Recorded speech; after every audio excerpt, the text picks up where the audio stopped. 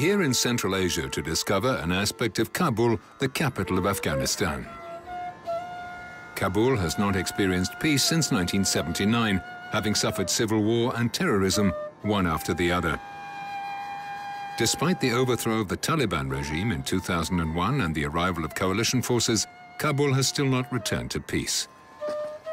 New projects are, however, underway to try to return to the city a little of its former glory, preserve and restore the green spaces in this very polluted place, provide the people with safe spaces for relaxing, and try through cultural means to forge once again an Afghan identity in a city to where refugees from different parts of the country have flocked in great numbers.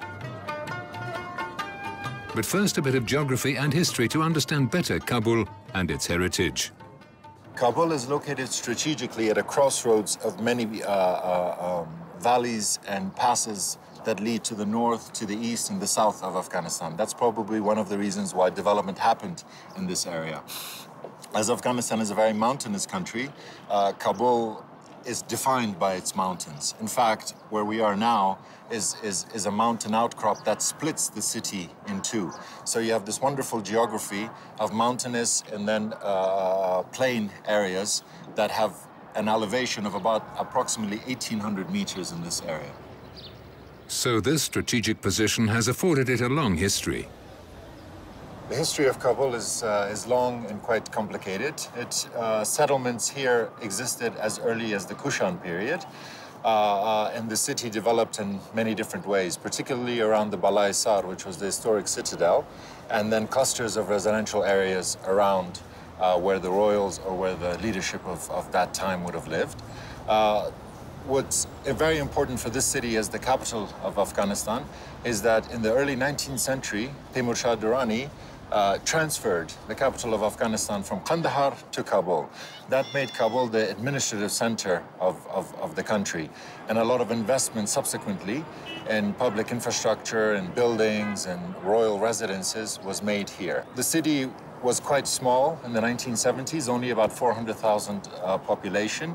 And again, in the lead up to the war, a lot of internally displaced people, either coming for economic reasons to the center where there was a lot of work, or because of the conflict that happened in the regions. Many people congregated, or many people came to Kabul, and that increased the population. The current population of Kabul is estimated to be between 5.5 and 6 million.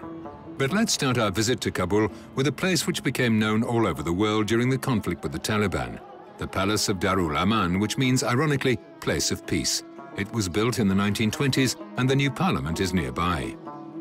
ما داخل قصر دارالمان هستیم. یک قصر در وقت امیر امان الله خان ساخته شد که ایرا به خواهش امان الله خان نفرای از اروپا کمک کردند که اولین سکیچش یک مهندس به نام گوداف از باستانشناسی فرانسه اینجا دفعه اینجا کار میکرد و بعد از امان الله خان خواهش کرد که این تعمیر انجینرهای آلمانی جور کنن و انجینرهای آلمانی به نام فون هارتن یا ریک آمدن افغانستان و این تعمیر جور کردن و جای افسوس است که امان الله خان تعمیر اصل دیده نتونست، سقوط کرد. باز بعد از سقوط امان الله خان این تعمیر چندین سال خالی بود تا که این موزیم ملی افغانستان دی آمد و بعد از او وقتهای ظاهرخان این خانه تعلق گرفت به وزارت دفاع و باز از جنگ‌های داخلی افغانستان این خانه به کلی تعمیر به کلی خراب شد و همین چیزی که فعلا می‌بینیم و هنوز معلوم نیست که در آینده این خانه چی شود. با امید از اینکه یک تصمیم خوب گرفته شود چون یک سمبل قوی و آزادی افغانستان در این خانه نشان میده. The Palace of Darul Aman was used to create the National Museum in 1922. This museum, with its rich collections, also suffered from the various conflicts sustained by the country.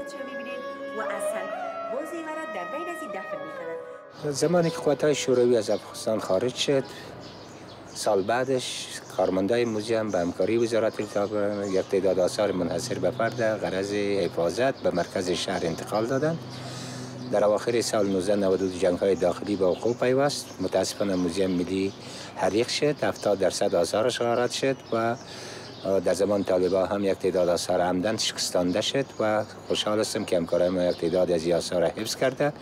این تصمیمی که در سال 1998 گرفته شد، این آثار تا فعلا حفظ است و جای افتخار است که ما تانستیم در شرایط دشوار یک تعداد آثار مهم و مربوط به حوزه‌های مختلف باستانی را حفظ بکنیم که یک تعداد از این به نمایشگاه بین‌المللی هم رفته. اگر این آثار انتقال داده نمیشه در موزیم می‌بینیم دقیقاً که هم در جنب دیگه آثار موزیم ملی به غارت پیوست.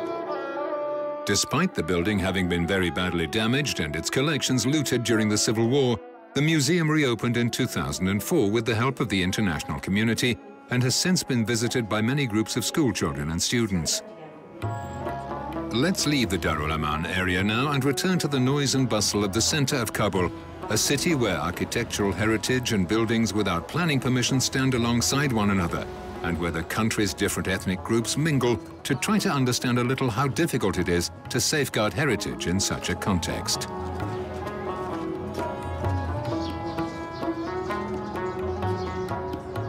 چالش‌ها و مشکلاتی که ما در بخش آبادات تاریخی بعد از ترمیم داریم، یکی که ملکیت‌های آبادات تاریخی متعلق به وزارت اطلاعات فرهنگ نیست، متعلق به ارگان‌های مختلف است و همچنان ما به آبادات تاریخی به اکثریت آبادات تاریخی دسترسی نداریم و چالش دیگه که ما نیروی کافی محافظ برای حفاظت از ساختمان‌های تاریخی برای شکل مدام نداریم. As part of the work of the Aga Khan Trust for Culture, urban infrastructure and public parks particularly have become a very important source of investment for us. Bagh Babur is not only the largest green space in central Kabul, it's also one of the oldest and most important historic sites in Afghanistan. It's a garden laid out by Babur himself in the early 16th century and has since had many transformations, but its restoration means that the people of the city have a safe and green space to be able to come for cultural events and also recreational events. I think the mandate and the core aspect of the work that the Aga Khan Trust for Culture does is, in addition to investing in historic sites, is to invest in the populations around those historic sites. It's very important to be able to improve the livelihoods of communities that live in these areas. Now, this is done in many ways, through direct investment in physical infrastructure and upgrading activities, but also in socioeconomic training activities that provides a younger generation with the means to be able to sustain themselves and improve their livelihoods. Tanks of drinking water and sewerage systems, for example, are installed in areas which don't yet have these facilities. Saving these green spaces is also a way for the AKTC to fight pollution and climate change in Kabul, just as it does in other large capital cities. These gardens, which date from the 16th century, suffered greatly from the conflicts that Afghanistan has gone through. They were looted on several occasions and statues were taken. Even the big trees were chopped down for people to use, but now the gardens are like an oasis in the center of Kabul.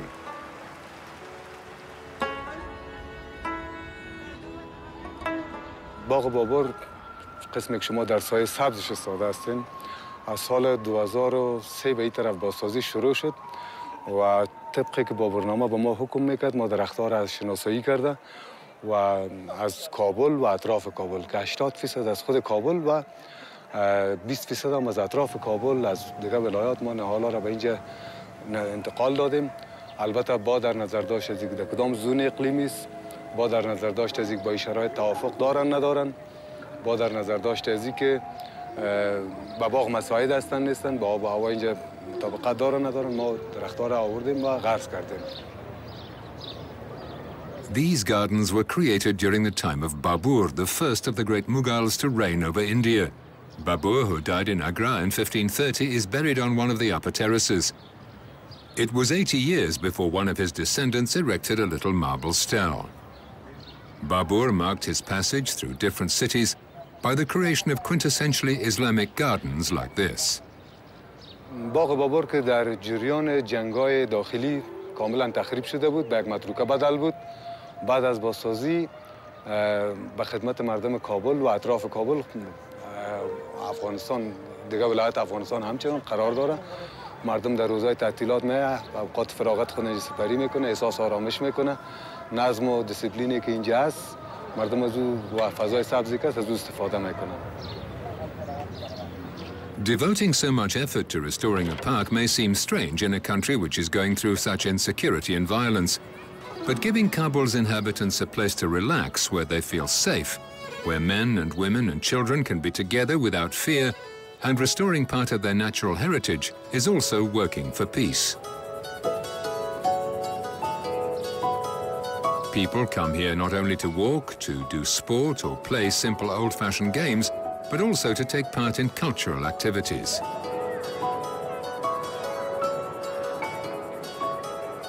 Let's leave the calm and security of Baghi Babur and return to the hustle and bustle of life in Kabul.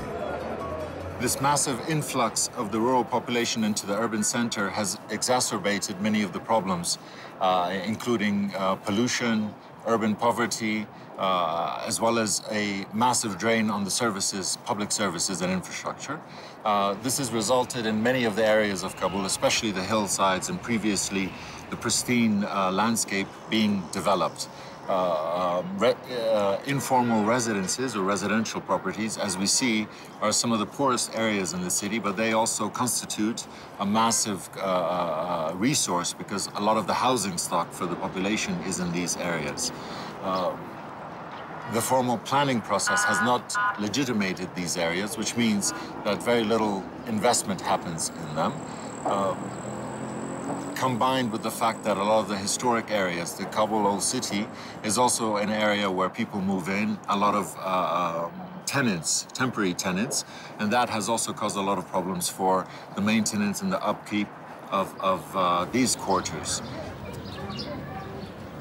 Murad Khane, an area of old Kabul, has been spared from the concretization which has riddled the center of the Afghan capital with big tower blocks and defensive walls.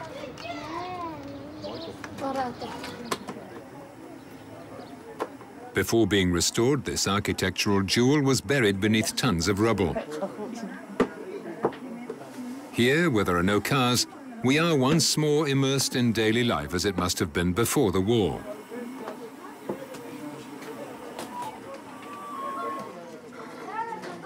The little workshops have returned, and the craftsman's ancient skills have not been lost.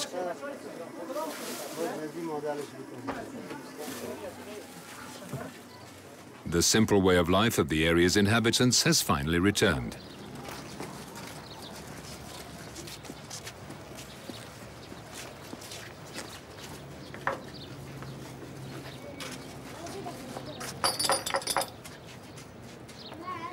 تشکر از آمدنتان. خانه ما توسط بنیاد کلتوری آقاخان بازسازی شده چون که در اثر جنگ‌ها تخریب شده بود و از جمله خانه‌هایی که به حساب بازسازی شده خانه کاکا امین، خانه جیلان، رامبو، خانه کاکا شکور و همچنان مساجد و زیارت‌ها می باشه که با بازسازی هزی سطح زندگی ما خوبتر شده چون سابق تخریب شده بود و همچنان فعلا سهولت‌های ما مثلا کوچه‌های ما درست شده، بازسازی شده، سرک‌های ما و همچنان خانه ما که ما زیاد خوش و راضی هستیم از اینکه به حساب از اینکه خانه ما بازسازی و از حالت تخریب شدن و ویران شدن درست شد. More than 60 old houses have been restored like this with the help of the area's communities, in particular to remove the layers of rubble and waste in these buildings which had become goat pens and banana stores.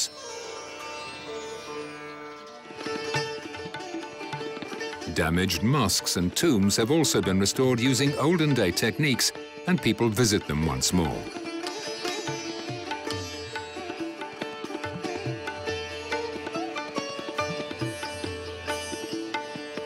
Schools have been reopened so that inhabitants can continue living a real neighborhood life.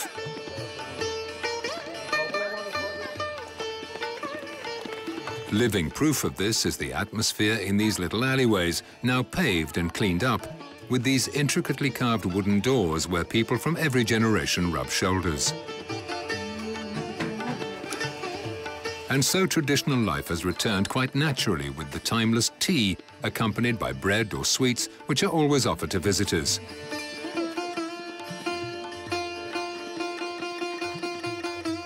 The legendary Afghan hospitality has never been lost, even during the most difficult times.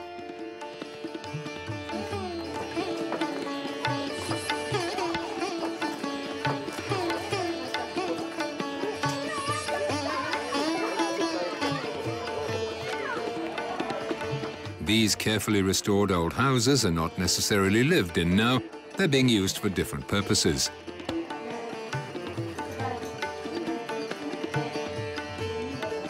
Literacy rates are very low and very few women are educated in this country, and this has serious social consequences. Schools have been set up for women to learn not only how to read, but also a profession, so that in time they'll be able to support themselves.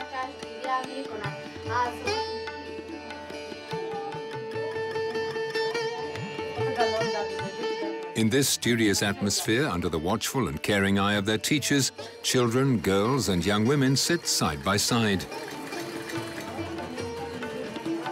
All keen to learn how to make the most of their hands and their talents in order finally to take their place in Afghan society.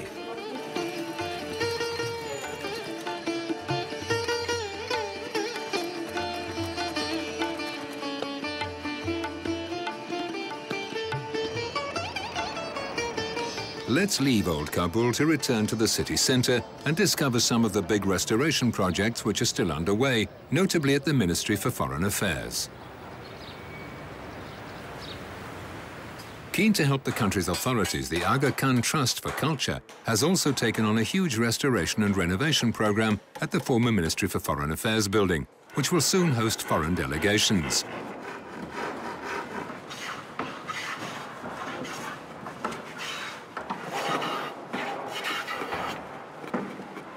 Craft workers are busy here, patiently and painstakingly restoring each room using olden-day techniques.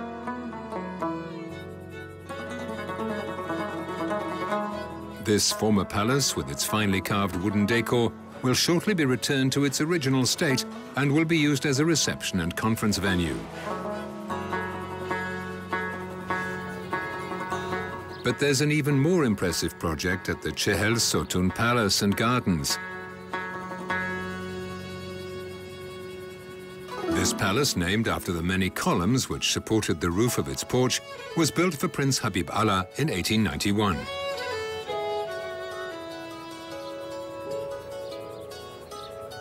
During the Soviet occupation, it was used as the seat of government before being very badly damaged by the Taliban. Once it's restored, the palace will be used for conferences and exhibitions.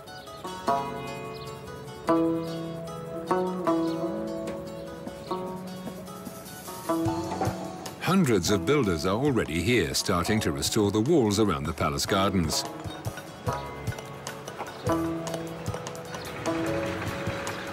These builders, mostly from poor areas around the site, are learning techniques and a profession which will give them a qualification for the future, and which is already helping them to support their families.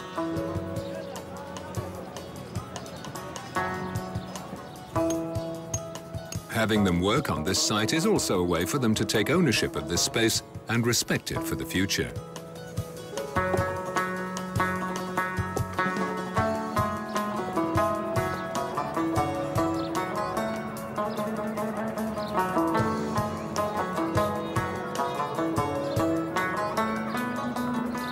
Once the walls are finished, the gardens made secure and the park replanted, these gardens, where generally only men go at the moment, will provide families and women with a safe place to relax and appreciate nature, just like the Kabul Gardens.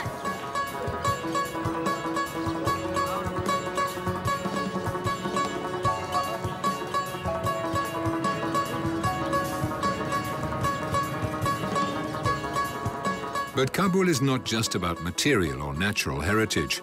There's also a rich immaterial heritage, and we're taking you to a place where a surprise awaits in a country where women often have to content themselves with a subordinate role.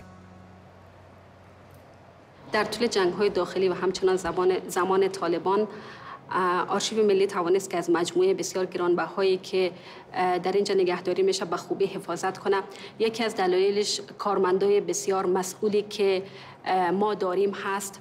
این کارمندان نهایت کوشش خود کردن که از آرشیو و داشته‌های فرهنگی حفاظت کنند. به عنوان اولین خانومی که در رأس آرشیو ملی قرار گرفتم، آرزو میکنم که در آینده هم خانم‌هایی باشند که به عنوان رئیس آرشیو ملی انتخاب کنند و در این پست بتانند که به میراث‌های فرهنگی افغانستان خدمت کنند. این امیدواری واقعا وجود داره و روز به روز شرایط خانم‌ها از نگاه جایگاه اجتماعی و فرهنگی خوبتر میشه. Yes, and we wish that for all Afghan women. But talking about culture in Kabul without mentioning music would be an affront to a country with such an ancient musical tradition. And since the end of the Taliban period, music schools have reopened their doors.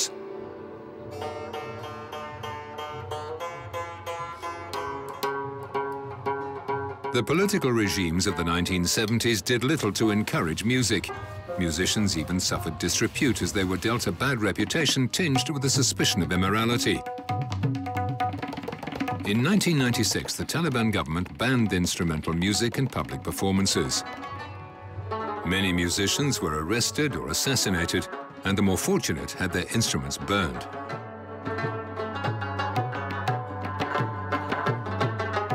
Since the fall of the Taliban regime, music has acquired a new status in Afghan society. This evolution is linked to the development of the media, but also to a change in people's attitudes. Musicians can once again play at big family celebrations according to custom and give concerts. And in these music schools, even women have their place.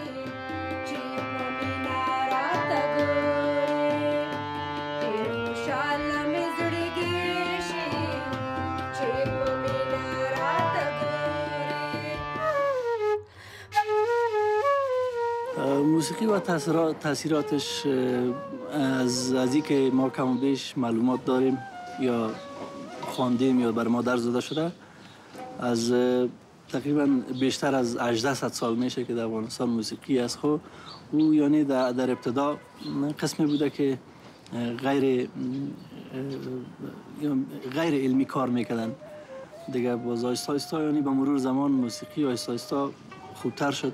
در او وقت مثلا چنگ بود، دف بود و نی بود، از این آلات موسیقی بود. باز آهسته از دیگه موسیقی هم یعنی استفاده کرد و موسیقی علمی رو در قالب علمی آلات موسیقی در آوردن. حتما از ممالک دیگه هم یعنی تاثیرات خود داره.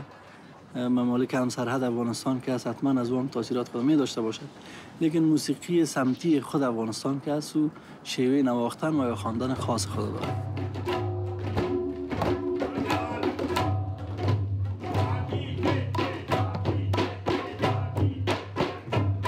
همیشه طبله همراه انگشتا کار میشه که صدای زیر با این صدا را دارن و بم همراه دست چپ کار میشه و بعضی همراه دست راست زیر کار میکنن و چپ بم کار میکنن که صدای زیر نا می باشه، تا می باشه، تن می باشه و بم همراه بم دن گی کار میشه و اشکال مختلف. همیشه روی ما همراه استاد دوستانه می باشه و استاد خودشان یک مقام بزرگی دارن که ما باید احترامشان کنیم، چون از آنها یک چیز می آموزیم و یک چیزی هست که برای ما به درد میخوره. مگر باید ما مجبور هستیم که احترام از آنها کنیم. و استاد گرامی استاد ولی به ما تالهای مختلف درس داده که در طول یک سال که در خود بنیاد آقاخان که ما کار کردیم تالهای مختلف کار کردیم، مثل تینتال، گده، داچه، مغولی، روپک و همه تالای مختلف است و احترام از او بالای ما فرض است که ما باید او را احترام کنیم، از خاطر که یک شخص بزرگ هستن که ما را یک چیز می آموزن. This Afghan music, it's just like the country, a crossroads of civilizations. We leave Kabul to the sound of haunting melodies. And what better way, even if our hearts are filled with sadness at the thought of leaving. But till we meet again, how could anyone not want to hurry back to be immersed once more in this ancient culture and legendary Afghan hospitality?